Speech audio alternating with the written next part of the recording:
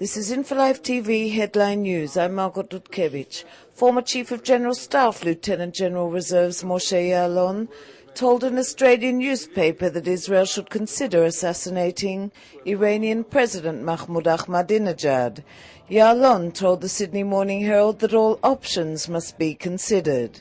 According to the report, asked whether all options, including the decimation of the Iranian leadership by military strikes, as well as Ahamadinejad, Ya'alon replied, "We have to consider killing him."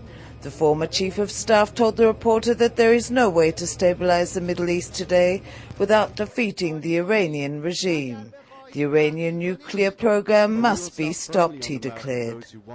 Any military strike in Iran will be quietly applauded by Egypt, Saudi Arabia, Jordan and the Gulf states, said Ya'alon, adding, "It is a misconception to think that the Arab-Israeli conflict is the most important in the Middle East."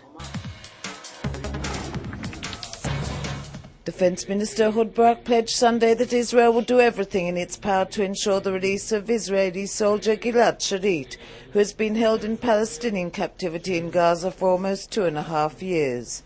"We will implement every appropriate and possible process, not for every price, not just through negotiations, to release Schalit," Barak said. The Defense Minister emphasized he was steadfast in his determination.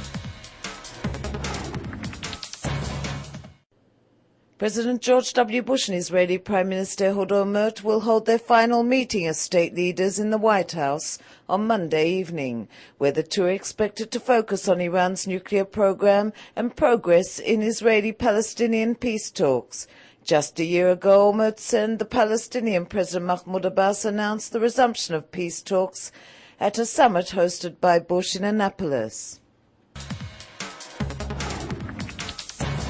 Palestinian President Mahmoud Abbas said Sunday that if negotiations between the warring Palestinian factions fail to produce genuine results by the end of the current year, he will call for general elections, meaning both for parliament and the presidency, in the Palestinian Authority in early 2009.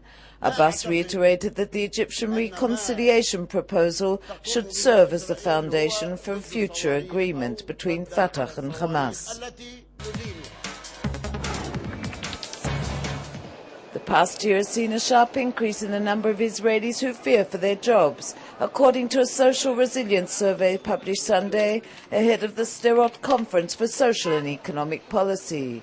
The poll indicated that the number of citizens who rate their job security as being mediocre or less have increased by 4% in 2008. Tune in to InfoLive TV next week for an exclusive video report on the Israeli Air Force, including one-on-one interviews with elite IAF pilots and top IAF commanders.